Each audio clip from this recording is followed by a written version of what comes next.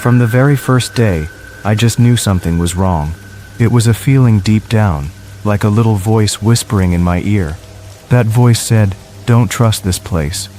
My friend Sarah was 25 years old. She had just left a really bad job. She needed a fresh start, a new beginning. So, when she got the job at Granvue Analytics, it felt like a dream come true. She told me all about it, her eyes shining bright. The pay was good too. The office looked fancy and new. Everything seemed perfect, like a picture from a magazine. Her boss was a man named Karan Vellman. Sarah said he was tall, with a big smile and a fancy suit. He looked important, but he had a strange smirk, a smile you only see on bad guys in movies. It was the kind that made you feel like he was hiding something big and dark. Her first week started out okay. She was excited to learn new things and wanted to do a good job. But then, little things started happening. They were like tiny pebbles in her shoe. At first she just shook them off. He would look at her for a little too long, she told me. She could feel his eyes on her even when her back was turned. It made her feel watched.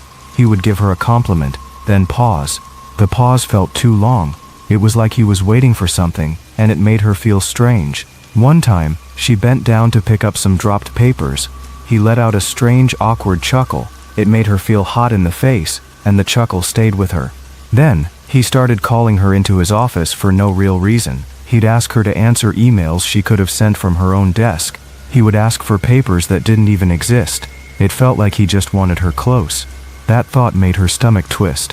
One afternoon, she walked into his office with a file. He quickly turned his computer screen off when she came in. He acted embarrassed, but his eyes looked sneaky, like a fox in a chicken coop.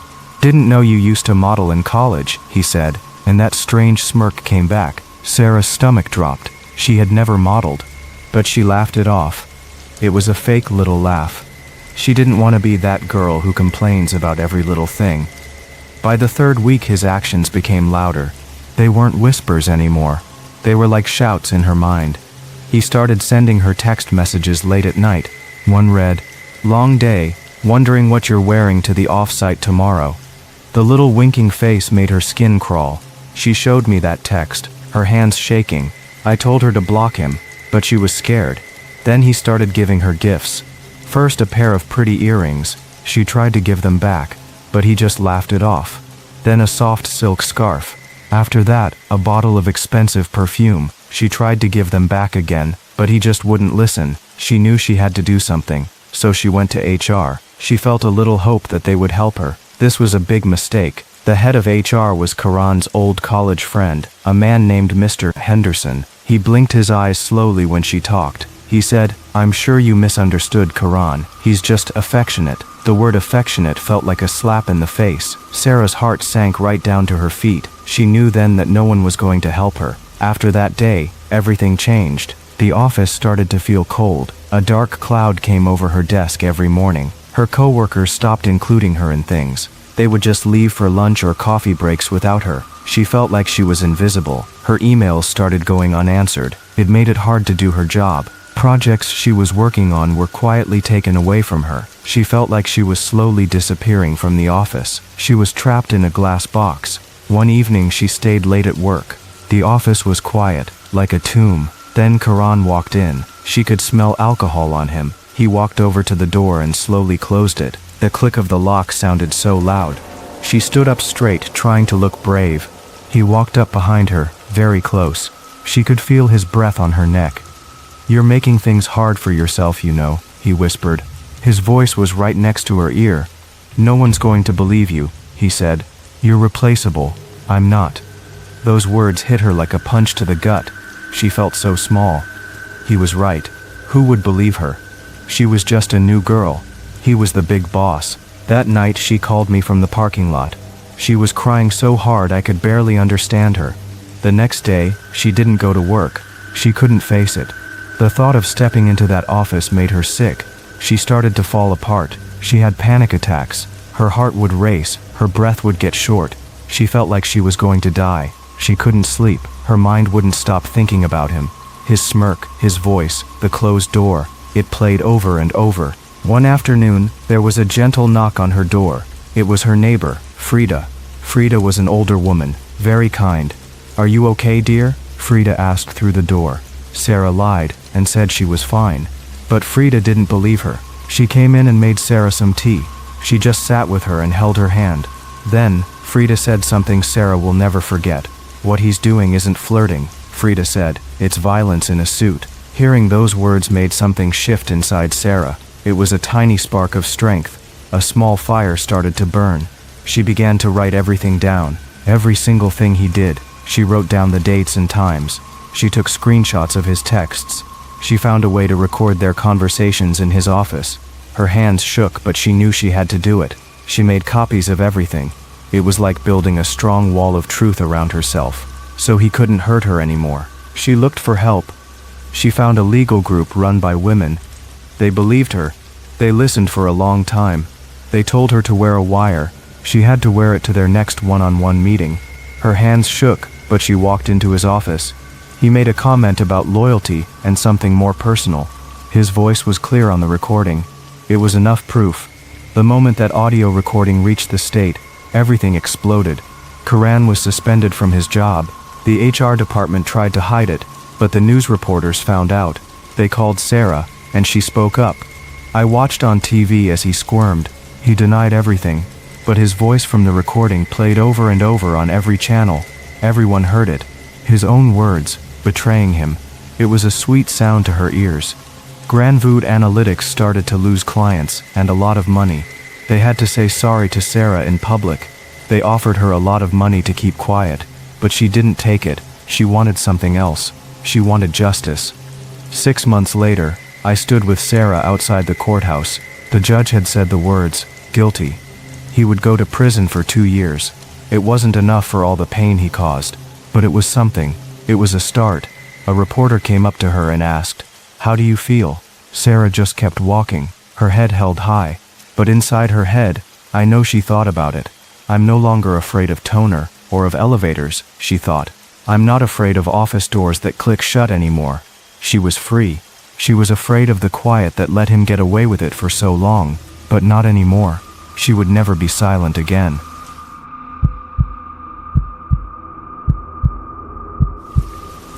I used to think the worst part of my job was carrying big, heavy speakers. After a late night walking through dark alleys, that was tough. My back would hurt so much. The alleys would smell bad and be so cold and quiet. I'd pull my hat down low and walk fast. I just wanted to be home in my bed, but I needed the money, so I kept going. I thought that was the worst it could be. Then I got a job at a club called Chatterbox. That place changed everything. Chatterbox was a different kind of dark, a truly scary kind. My name is Leo. I'm 28. I play music as a DJ. I love making deep, loud beats. Music was everything to me. It felt like breathing. When I played, I was happy. I played in small clubs that felt warm and alive. Then 3 months ago, I got the job at Chatterbox. It was a huge new club. It was my big chance to get famous. Chatterbox had shiny metal walls and felt cold inside. It was not warm like the other clubs, but the money was a lot. I could pay off all my school loans in 1 year. I didn't know the price. This job came with a high cost, a cost that is still inside my head even today. The first Friday at Chatterbox started weird. The people in the crowd were really quiet. They just stood there watching me. I kept checking my music, but it was perfect. Then, around midnight, people started to dance. The club felt alive. I looked out at the crowd, and I saw him. A guy in a gray hoodie. He was way in the back, by the wall. He wasn't dancing. He was just standing there. He was staring right at me. It felt like his eyes were stuck on me. When my set was over, he was gone. It was like he just melted away. Later that week, I found a small black USB stick in my record bag. I plugged it into my laptop. It was a recording of my set. I looked at the sound waves. Then I saw a flat line, a perfect silence. It was at exactly 2:17 in the morning. For a second, the music stopped. Then a tiny, quiet whisper. I had to turn the sound way up.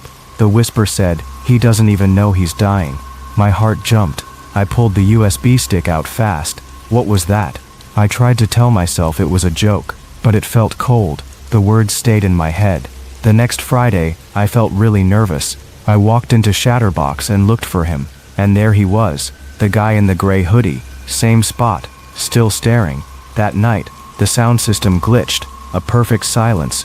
The whole club went quiet. The music just stopped, all gone. It happened twice, and both times it was at the same time, 2:17 in the morning.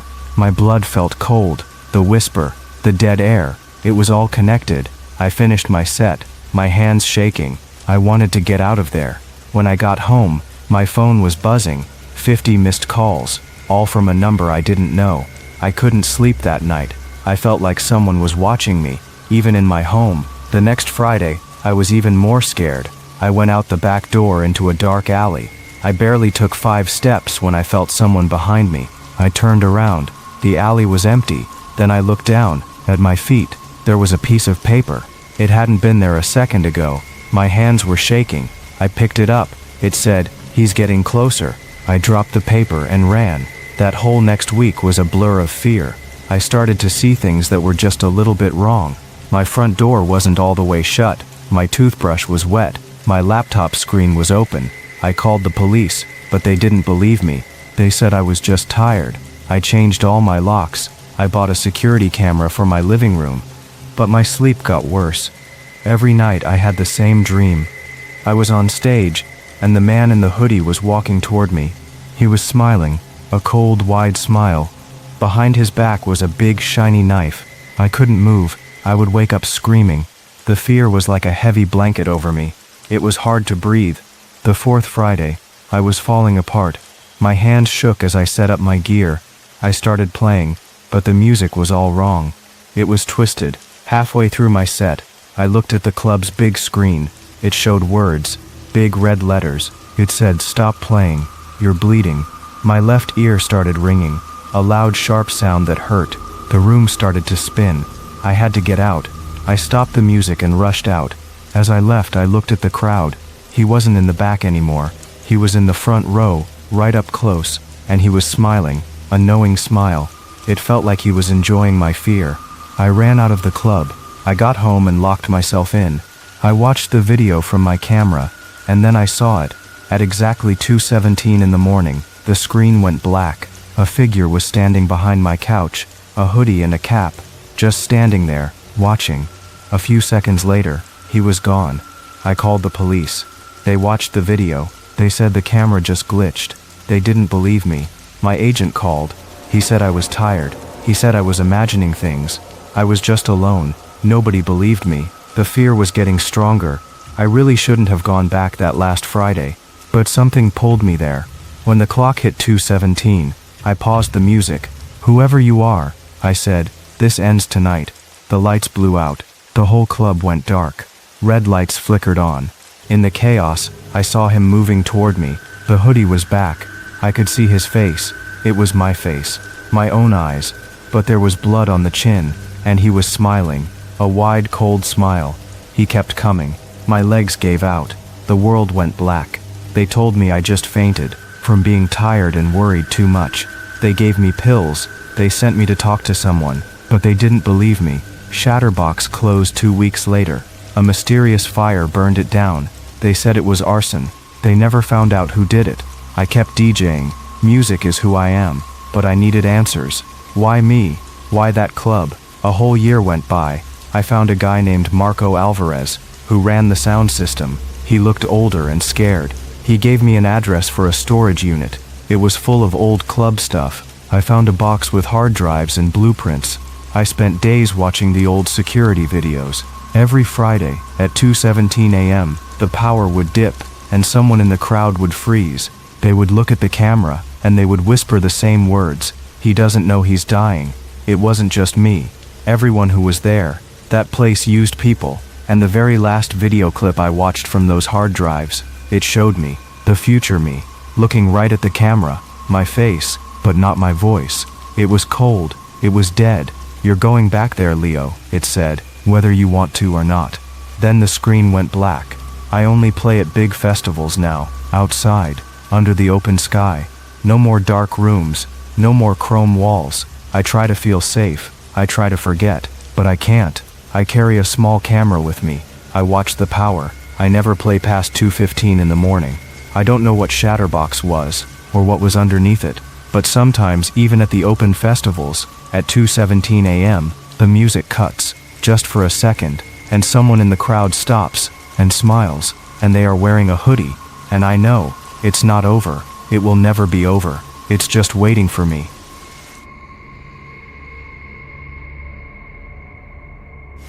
I've always liked being alone. Some folks say quiet scares them, but for me, it's like a warm hug. My life got too noisy lately. Work bossed me around all day, yelling for more. Then my girlfriend left, and it ripped a hole in my chest. I felt empty and worn out. Every step dragged. I needed to vanish into the woods for a bit. No phone buzzing, no emails nagging, no people talking, just me, my backpack and my tent. I craved sun on my skin and dirt crunching under my boots. Peace, that's all I wanted. I chose Clifton Trail. It's an old path in the Pacific Northwest, hidden under huge pine trees. Hardly anyone knows it. No phone signal, no crowds. Perfect for me. I stepped into the little wooden ranger station. Cool air hit me, smelling like old books and fresh pine. The ranger looked up as I signed the book. He was a big guy with a thick gray beard and soft eyes. Heading to Site 9, he asked, voice low and rumbly. Yeah, the one way out there, I said, acting casual.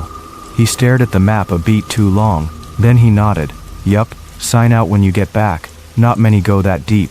He dipped his head and shuffled papers. I shrugged it off. Man, I wish I'd listened closer. The hike took 5 hours. The trail narrowed, trees towering like giants hugging the path. Woods pulled me in deeper. Air tasted clean. Silence wrapped around me. My breaths echoed. Boots snapped twigs sharp and clear. I reached Site 9 as sun dipped low, sky glowing orange and pink. Flat spot, circled by tall trees like a green fence. Stone fire ring, flat bench, nothing else. Quiet pressed in deep. I dropped my pack, shoulders sighing in relief. This was my dream spot. I pitched my green tent, grabbed sticks for fire. Flames flickered warm against the dusk.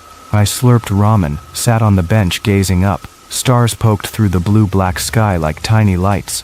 My heartbeat thumped steady in my ears. I felt alive, right there in the moment. But darkness grew, and a weird itch started under my skin. Not full fear, just off. My mind wouldn't quit racing. Twigs cracked, wind whispered. I jumped every time, told myself it was new place jitters. But a tiny voice said no, something felt wrong here. Morning came. I woke groggy, eyes heavy, throat scratchy. Water gone, so I hiked to the creek on a muddy side path. Saw my own boot prints from yesterday. Then my gut twisted. Other prints beside them, not animal, shoes, big human ones. Longer strides than mine. Chill crawled up my legs, heart kicked harder. Nobody should be here. I traced them back.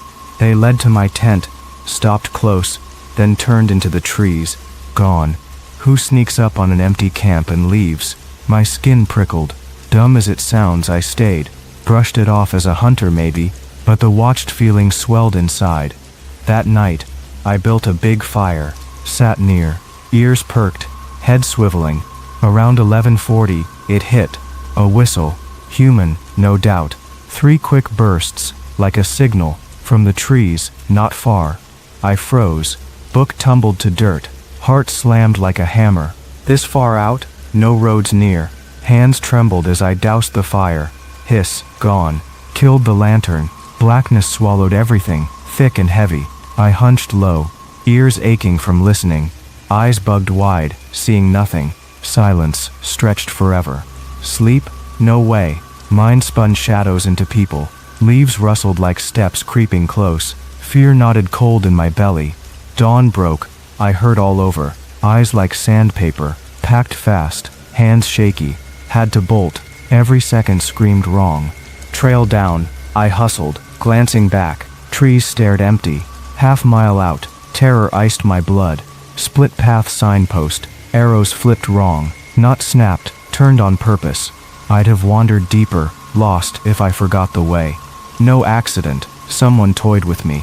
Wanted me trapped. Skin crawled. Heart thundered. I pushed faster. Breaths gasping short. Legs burned, but stopping, no. Felt eyes on me. Flash of dark to the side. Whipped my head. Nothing. Base finally. Afternoon light. Legs wobbled like jelly. Body quaked. Stumbled from woods. Eyes blinking hard. Station empty. Penned my name out, added shaky. Check site 9, not safe. Didn't wait. Rushed to car, lot bare. Then horror, car scratched deep, ugly lines down the side. Message clear. Red smear on window, thick dark. Didn't touch it. Note under wiper, folded neat, unfolded with numb fingers. Block letters. Thought you liked being alone. Breath caught. They knew me, watched everything. Fear exploded, stomach churned. Jumped in, keys fumbling, peeled out. Drove to town non-stop. Eyes darted at every shadow, every car. Hit the sheriff's office, legs still jelly. Spilled it all. They nodded, jotted notes. Days later, call came, nothing found. Prints gone in dry mud, no whistle traces. Campsite fine, like I dreamed it. Worst, ranger, on vacation that week, not there. Who signed me in? Who was that guy? Phone slipped from my hand, mind spun wild, never went back.